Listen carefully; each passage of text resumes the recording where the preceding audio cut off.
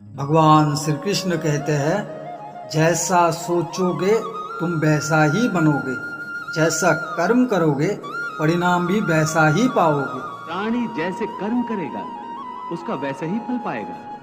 अच्छे कर्म करेगा तो अच्छा फल मिलेगा और बुरे कर्म करेगा तो बुरा फल पाएगा। एक छोटे से गांव में एक आदमी रहता था।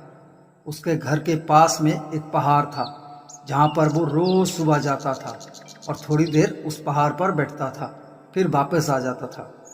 तो रोज की तरह एक रोज वो सुबह सुबह जा रहा था कि पीछे से उसका छोटा सा बेटा आया, आके उसका हाथ पकड़ लिया, कहा कि आज मैं भी आपके साथ चलूंगा। तो उस आदमी ने पहले उसे मना किया, समझाया और उसे मनाने की कोशिश किया।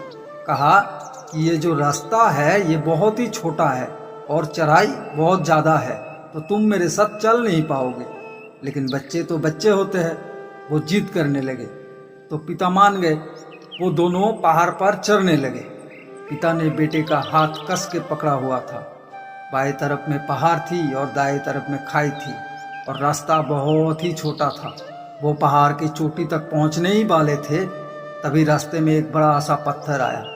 अब पिता तो उस रास्ते से रोज आता था, तो उनको सब कुछ पता था कि वहां पर पत्थर है, तो वो रोज की तरह कोशिश करके निकल गया। लेकिन जो बेटा था उसका ध्यान कहीं और था और उसका घुटना जाके उस बड़े पत्थर से टकराया।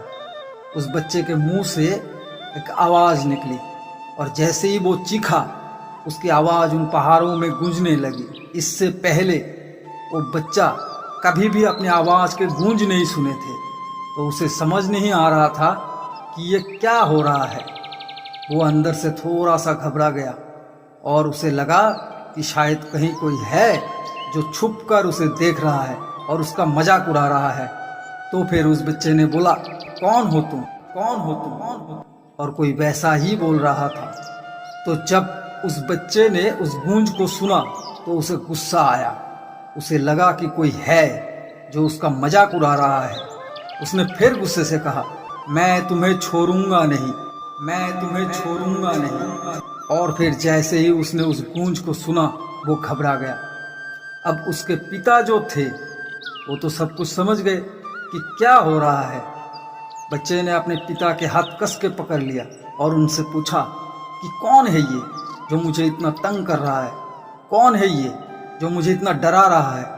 तो उसके पिता थोड़ा सा मुस्कुराए और उन्होंने खाई की तरफ देखा और जोर से बोला, मैं तुमसे बहुत प्यार करता हूँ, मैं तुमसे बहुत प्यार करता हूँ। इस गूंज को सुन के वो बच्चा हैरान हो गया और उसे समझ नहीं आया कि ये क्या हो रहा है, क्योंकि वही इंसान जो उसका मजाक उड़ा रहा था, उसको तंग कर रहा था, वो उसके पिता को बोल रहा है कि मैं तुमसे बहुत प्यार करता हूँ। तो पिता ने अपने बेटे को देखा और वो समझ गए कि उसके मन में क्या चल रहा है। और फिर दोबारा उन्होंने बोला, तुम बहुत अच्छे हो, तुम बहुत अच्छे हो। और ये सुनकर उनका बेटा थोड़ा सा मुस्कुराया और अपने पिता से पूछने लगे कि ये क्या हो रहा है। तब उसके पिता ने अपने बेटे को समझाया, ये जो आवाज़ तुम सुन रहे हो ना, ये किसी और के नहीं, ये तुम्हारा ही आवाज़ है जो इन पहाड़ों में गूंज रहे हैं और तुम्हें अपने ही आवाज़ सुनाई दे रहे हैं। तुम जैसे बोलते हो ठीक वैसा ही तुम्हें सुनाई देता है। अगर तुम गुस्से में कुछ कहोगे तो पलट कर जो आवाज़ आएंगे उनमें भी गुस्सा ही होगा। अगर तुम कुछ अच्छा कहोगे तो वो आवाज़ भी अच्छे ही होंगे। बिल्कुल इसी तरह से हमारे ज़िंदगी भी होता है।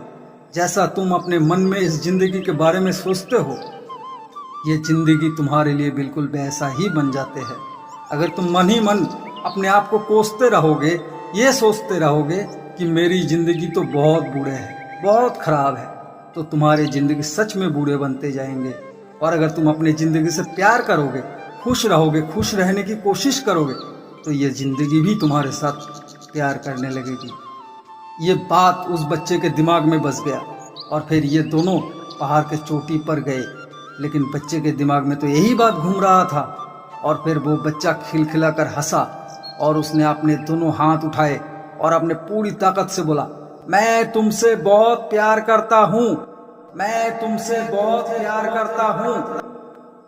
तुम बहुत अच्छे हो, तुम बहुत अच्छे हो। ठीक इसी तरह उस पहाड़ के गूंज की तरह हमारे द्वारा किए गए कर्म, हमारे सोचे हुए बातें हमारे पास वापस आते हैं। इसीलिए भगवान श्री कृष्ण कहते हैं, जो कर्म हम करते हैं वो परिवर्तित होकर हमारे पास आएंगे ही आएंगे। यही सत्य है, यही सनातन है। तो मित्रों, ये था आज की वीडियो। अगर वीडियो पसंद आए तो लाइक कर दीजिए, चैनल पर नए हो तो चैनल को सब्सक्राइब कर दीजिए।